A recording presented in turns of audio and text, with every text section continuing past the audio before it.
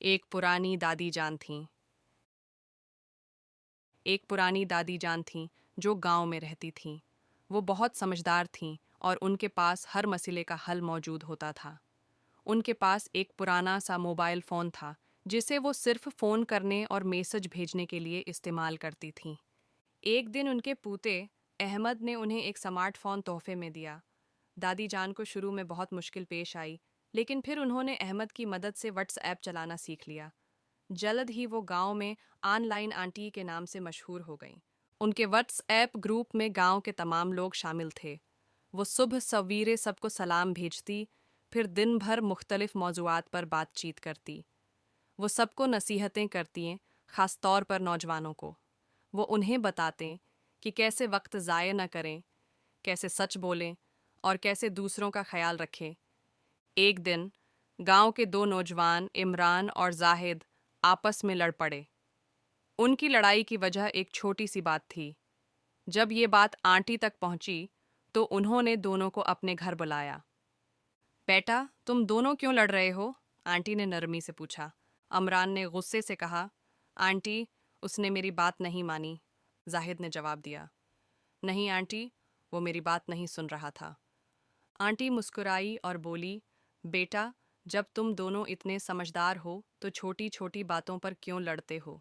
याद रखो, जो झुकता है वही ऊंचा उठता है। फिर उन्होंने एक कहानी सुनाई। एक दफ़ा का जिक्र है, दो दोस्त थे जो एक दरिया के किनारे सफ़र कर रहे थे।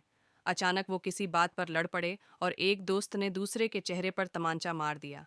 जिसके चेहरे पर तमांचा पड़ा वो बहुत दुखी हुआ, लेकिन उसने कुछ कहा नहीं, बस रेत पर लिखा, आज मेरे दोस्त ने मुझे तमांचा मारा। फिर वो आगे चलने लगे जब तक कि वो एक ऐसे इलाके में न पहुंच गए जहां बहुत से लोग नहा रहे थे। जिसके चेहरे पर तमांचा पड़ा था वो नहाने के लिए पानी में उतरा और बदकिस्मती से वो फिसल गया और डूबने लगा। उसका दोस्त उसके पास पहुंचा और उसे बचा लिया। जब वो बाहर आए तो जिसके चेहरे पर तमांचा पड़ा था उसने पत्थर पर लिखा, आज मेरे दोस्त ने मेरी जान बचाई।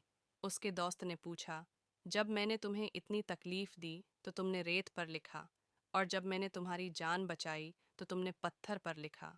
उसने जवाब दिया, जब कोई हमें तकलीफ देता है तो हमें उसे रेत पर लिखना चाहिए ताकि माफ़ी के साथ वो मिट जाए, लेकिन जब कोई हमारे साथ भलाई करता है तो हमें उसे पत्थर पर लिखना चाहिए ताकि वो कभी मिट न सके। अमरान और जाहिद ने आंटी की कहानी खामोशी से सुनी। उनकी आंखों में शर्मिंदगी थी। आंटी ने उनके कंधे पर हाथ रखा और कहा, बेटा, ये कहानी सिर्फ उन दो दोस्तों के लिए नहीं बल्कि हम सब के लिए है। हमें एक दूसरे के साथ अच्छा सलूक करना चाहिए। अगर कोई गलती करे तो उसे माफ़ कर दो, और अगर तुम कोई अच्छा काम करो तो उसे याद रखो। इमरान और जाहिद ने एक दूसरे की तरफ देखा और माफ़ी मांगी। उस दिन से वो दोनों और भी अच्छे दोस्त बन गए। आंटी की नसीहतें और कहानियाँ गांव वालों के लिए एक सबक बन गईं। वो सब मिलजुल कर रहने लगे और एक दूसरे की मदद करने लगे। ऑनलाइन आंटी सिर्फ एक फ़ोन इस्तेमाल करने वाली दादी नहीं थीं, बल्कि वो गांव की रूह बन गई थीं। उनकी समझदारी और मोहब्बत ने सबके दिल जीत लिए थे।